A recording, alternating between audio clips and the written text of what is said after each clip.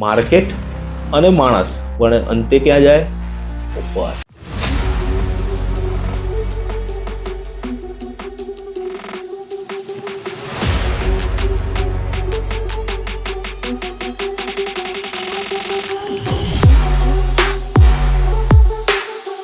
જય સ્વામિનારાયણ. રવિવારની સવારે રવિભાઈ ઉપલબ્ધ થઈ ગયા રવિભાઈની યુટ્યુબ ચેનલ પર. નવારા પુસ્તકને એક સુવાક્યથી શરૂઆત કરીએ. માસિક આવક કરતા માનસિક આવકને બમણી કરજો. પડી ખબર? ના પડી? આવા સુવાક્ય વાંચવા હોય ને તો અમારું પુસ્તક 450 રૂપિયાના કુરિયર ચાર્જ સાથે આપ મંગાવી શકો છો. વિડીયોની શરૂઆત કરતા પહેલા આપનો પરિવાર આર્થિક રીતે સુખી, સ્વસ્થ અને સંપન્ન બની રહે એ બદલ ભગવાન સ્વામિનારાયણ ચરણોમાં પ્રાર્થના.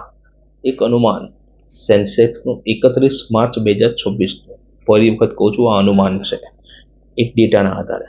ડેટા આપની સ્ક્રીન ઉપર દેખાઈ રહ્યો છે. માર્ચ 1983ની અંદર સેન્સેક્સનું લેવલ હતું 218 અને 31 માર્ચ 1983 સેન્સેક્સનું લેવલ થઈ ગયું 212, એટલે -3% કરેક્શન ચાલ્યું.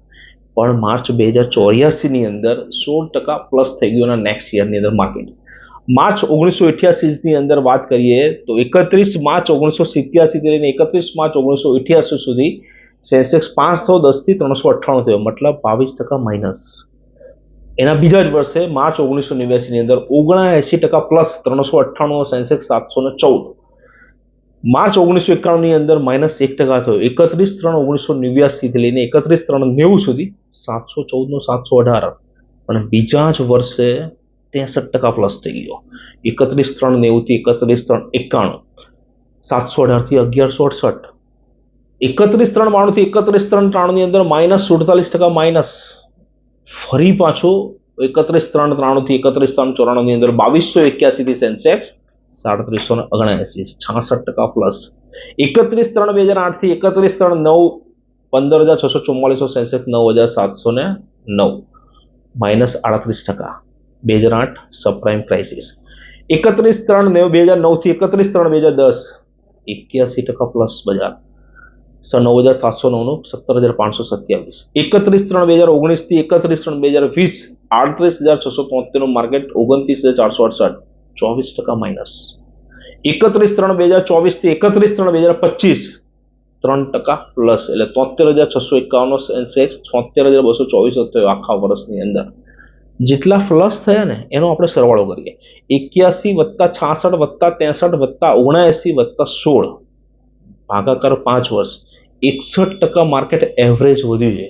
જે વર્ષે આગળના વર્ષે 2000 માઇનસ હોય તો જો 61% માર્કેટ વધે 31/3/2025 થી 31/3/2026 સુધીમાં, તો આપણો સેન્સેક્સ 1,21,529 આવે.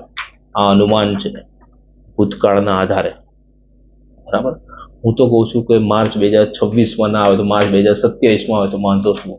અરે 2028માં આવે તો વાંધો શું ભાઈ? તકલીફ પોઝિટિવ વિચારોમાં શું તકલીફ છે? આપણે ખાલી વિચારો જ છે ને.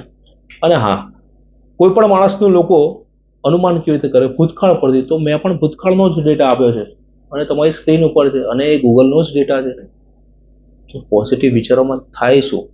આપણા હાથમાં બે વાત છે, એક લમસમથી રોકાણ કરવું કે એસઆઈપીથી રોકાણ કરવું. બે જ વસ્તુ આપણા હાથમાં છે. બાકી માર્કેટ કોઈના બાપનું થયું નથી. ફરી કહું છું, માર્કેટ અને માણસ પણ અંતે ક્યાં જાય? ઉપર. મેં ફક્ત ગણિત સમજાવવાની કોશિશ કરી છે. આ માત્ર ને માત્ર અનુમાન છે. હું સાચો અને ખોટો બંને હોઈ શકું છું. આપને અનુકૂળ હોય તો જ રોકાણ કરજો. મને તો પૂરેપૂરું અનુકૂળ છે એટલે હું તો કરું જ છું. બરાબર. અનુભવી માણસની કોપી કરાય. અનુભવ કરવામાં સમય લાગી શકે. કોપી કરવી છે કે સમય આપવો છે? વિડીયો સારો લાગ્યો હોય તો આપણા ગ્રુપ સર્કલની અંદર શેર કરજો, કોમેન્ટ કરજો અને લાઈક કરવાનું ભૂલતા નહીં. જય સ્વામિનારાયણ.